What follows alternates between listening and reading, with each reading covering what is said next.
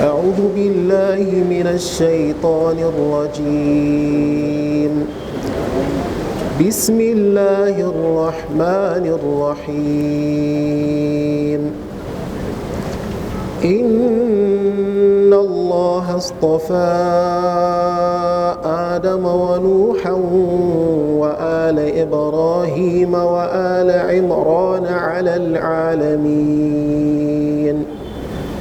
ذرية بعضها من بعض والله سميع عليم. إذ قالت امرأة عمران رب إني نذرت لك ما في بطني محررا فتقبل مني إنك أنت السميع العليم. فلما وضعتها قالت رب إني وضعتها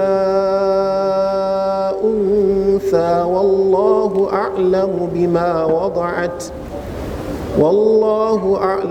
بما وضعت وليس الذكر كالأنثى وإني سميتها مريم وإني أعيذها بك وذريتها من الشيطان الرجيم.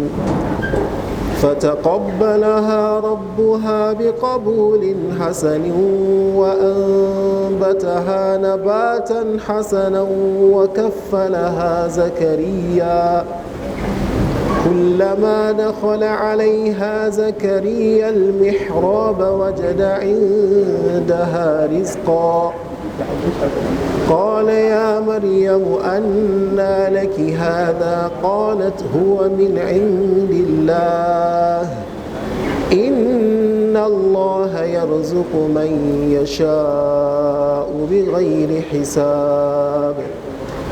هنالك دعا زكريا ربه قال رب هب لي من لدنك ذرية طيبة إنك سميع الدعاء.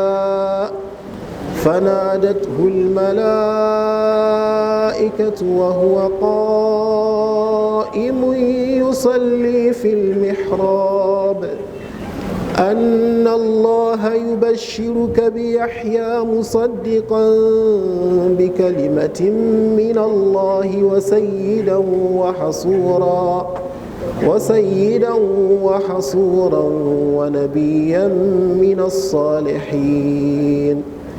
قال رب أنى يكون لي غلام وقد بلغني الكبر وامرأتي عاقر قال كذلك الله يفعل ما يشاء.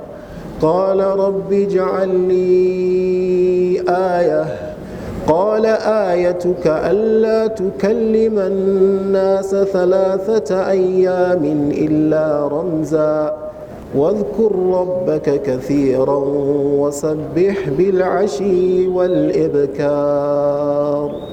صدق الله العظيم.